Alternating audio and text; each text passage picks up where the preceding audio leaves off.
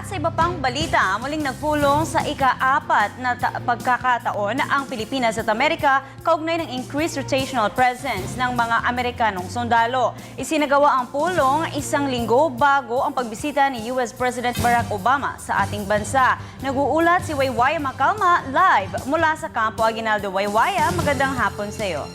Princess, posibleng ito na ang huling pulong ng bansang Amerika at ng Pilipinas para sa binubuong framework agreement ng increased rotational presence ng mga Amerikanong sundalo sa ating bansa. At posible rin magtagal ito ng 2 araw. Ang pulong ngayon ay ginaganap ngayon sa Campo Aguinaldo at pasado alas 9 kaninang umaga ito nagsimula.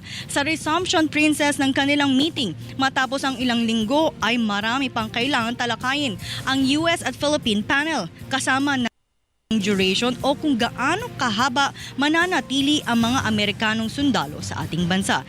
Dahil sa unang proposal ng US panel, nais nilang magtagal ng 20 taon. Ngunit hindi sumang-ayon ang Philippine panel ukol rito. Nilinaw rin ng Philippine panel na hindi magtatayo ng base militar ang Amerika sa ating bansa o maging sa loob ng mga kampo ng sundalo sa ating bansa. Hindi man nabanggit ng panel kung ilang artikulo pa ang kanilang kailangang pagkasunduan. Pero para sa framework agreement na ito ay mayroon silang binubuong 13 artikulo na kung saan kailangan pang talakayin ang mas detalyadong kasunduan para sa provision para sa proposed framework agreement.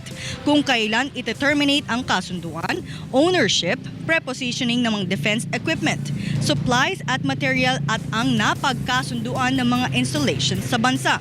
Nauna nang itinanggi ng Philippine panel na hindi nila mamadaliin ang kasalukuyang negosasyon ng dalawang bansa dahil na rin sa nalalapit na pagbisita ni US President Barack Obama sa susunod na linggo. Ayon sa Philippine panel na pinungunahan ni Undersecretary Lorenzo Pio Batino ng Department of Assistant Secretary Carlos Soreta ang American Affairs ng DFA at si DOJ Undersecretary Francisco Baraan III na hindi nila mamadaliin ang kanilang negosasyon dahil lamang kay Obama. Kanilang iginiit na walang kinalaman ang kanyang pagbisita sa bansa ukol sa pagbuo ng framework agreement at dagdag pa ni Soreta na kanilang lalagdaan lang ang naturang kasunduan kapag sila ay handa na at kung napagkasunduan ang lahat ng artikulo na magbebenepisyo ang ating bansa. Gayunman, binigyan diin ng Philippine panel para sa binubuong framework agreement ay dapat ito'y naaayon sa ating saligang batas sa ilalim na rin ng Visiting Forces Agreement na nilagdaan noong 1998. Princess, ito pong nakikita nyo ngayon, ito po yung bago magsimula ang meeting. Ito po yan sa gusali ng Department of National Defense. At napansin nga natin, mas maraming dumalo ngayon ng mga American or US panel mula nga sa Amerika. Ito, wala naman kinumpirma ang Philippine panel kung ano ang kinalaman nito, kung may kinalaman ba ito sa pagdalunga or pagbisita ni US President Obama sa susunod na linggo. Princess?